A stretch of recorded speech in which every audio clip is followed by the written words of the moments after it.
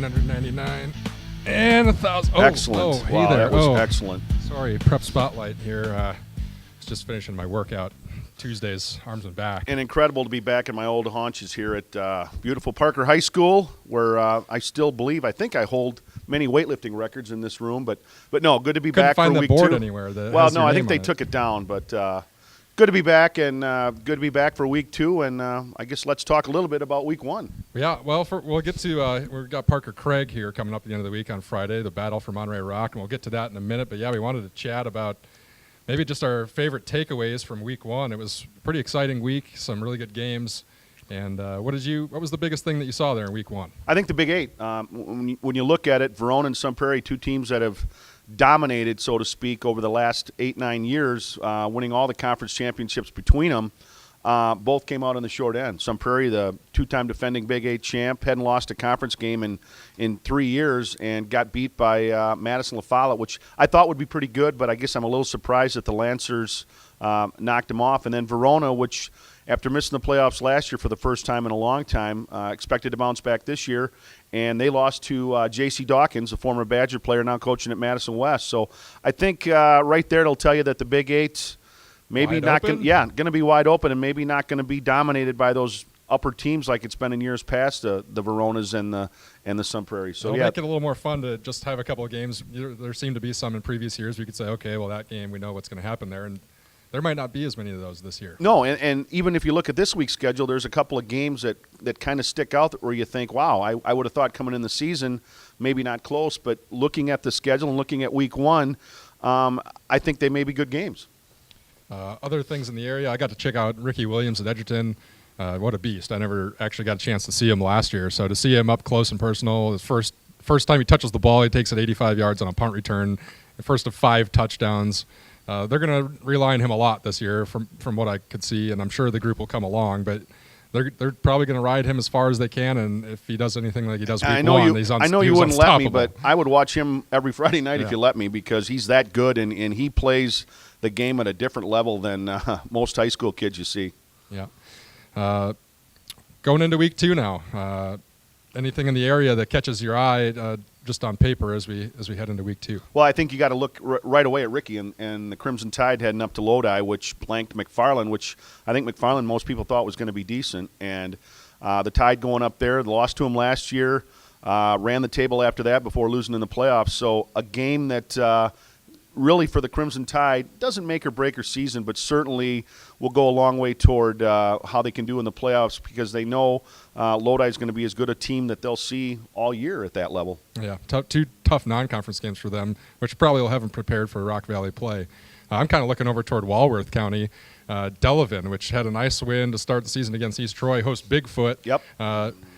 Maybe not enrollment-wise, they don't quite match up, but in terms of Bigfoot being a powerhouse in this area for a long time, and Delavan, which put up plenty of points last year and last week with Jesse Collins at the helm, I think, could be a real interesting matchup to watch. Yeah, and I wasn't sure what to expect from Bigfoot going in with Rodney gone and Greg Enns taking over, but a good win for them over Westosha, and now a chance to go up against a high-powered offense that really took it to East Troy last week in a game that I think a lot of people figured would be closer than that, and certainly with that Comet offense, it starts with Jesse Collins. That kid does everything for them. 100 yards rushing on the head last week, over 200 yards passing, 4 touchdowns he accounted for, and in 2 games against East Troy the last 2 years, he put up 11 touchdowns. So he's pretty impressive. Well, we're here in Janesville. We're here in the Parker weight room. There's only one game in town here this week that anybody's talking about or thinking about. Down at Monterey, Parker Craig. I guess let's talk a little bit about what those 2 teams did last week. You saw Craig play Beloit down in Monterey, a team that Rodney Wadick took over, and clearly he's got some rebuilding to do, and he knew that going in, so I don't think it's that big of a surprise. But just a little bit about what you saw from Craig last week. And I write about this in my column this week, but it's hard to take a lot out of that game with the Cougars and with Beloit, because Beloit was just so overmatched in the entire game. Once again, not a lot of players dressed. 12 kids, I think, were suspended for whatever reason. The Cougars played well. You put up 40 points in the first quarter. you're obviously doing things right. But, I don't think a great gauge of where the Cougars are going to be year round. Obviously, they're going to play better teams than they saw last week. But certainly a great start. The offense very diversified. Shane Ellis did a great job at quarterback. Dan Wimay, a great job. Scored twice on a couple of nice runs. Caught a pass for a touchdown.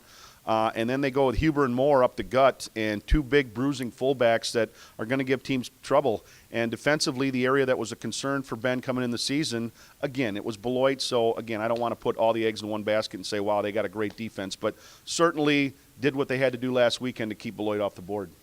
And I'm not sure we learned a boatload about Parker either. They go up to Middleton that, at this point, with what we saw last week, could considerably be a contender there in the Big Eight to win it. So Parker being shut out up there, I'm not sure tells us a whole lot about them either. They had some turnover woes, which will cripple you against any team, let alone one of the best in the league. So I don't know what we learned about Parker either. So I think this game will be a really good gauge for where these two teams are at. And I'm not sure, just looking at the scores last week and saying, well, Craig blew out Beloit and Parker got shut out, I don't think that necessarily chalks itself up to being a blowout down at Monterey. No, and I agree. And you look at the Vikings, again, it's the same old that they've gone through the last 3 or 4 years, and it's 5 fumbles, which you can have, obviously, and the defense can't get off the field on third down. And I believe they went 40 yards in their opening play of the game last week and then fumbled. And so you go from getting into, Middleton territory, having a chance to score, getting on the board, to you fumble, Middleton goes down and scores, and it just kind of snowballed from there. And just a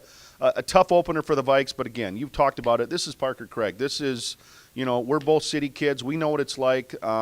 Again, it's too bad it's not taking place while school's in session, because it's the week where the kids can really get the school spirit. There's pep rallies. There's things going on. There's, every day you're wearing something different to school, usually when they're playing during the regular season before or after school has started, and that's just not the case, and it's too bad, really.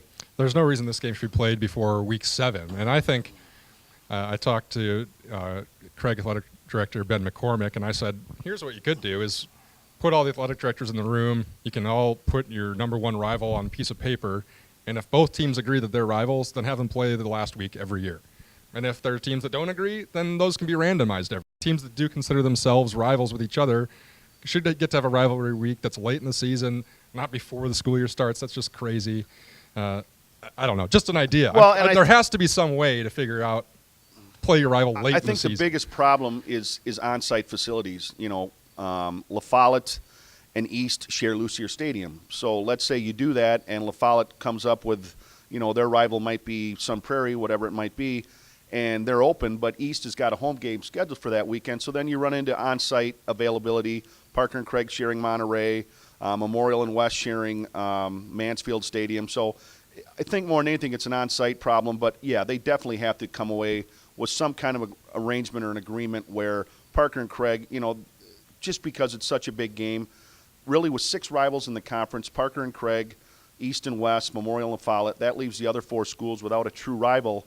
And, it's tough to incorporate that, but it takes away a lot from the game. Not that it's not going to be a great game Friday night, because it will be. It's Parker Craig, but it's too bad it's taking place at this point of the season where the kids have no chance to get into the school spirit and to get into really focus on what this week's all about. And you'd like to see the teams playing at their best, and when you're in week 2 and you're still just coming off camp and just figuring out who you are and what you're doing, you're not going to see the teams playing their best football at this time. Exactly. So, yep. I don't know. What do you expect in this one?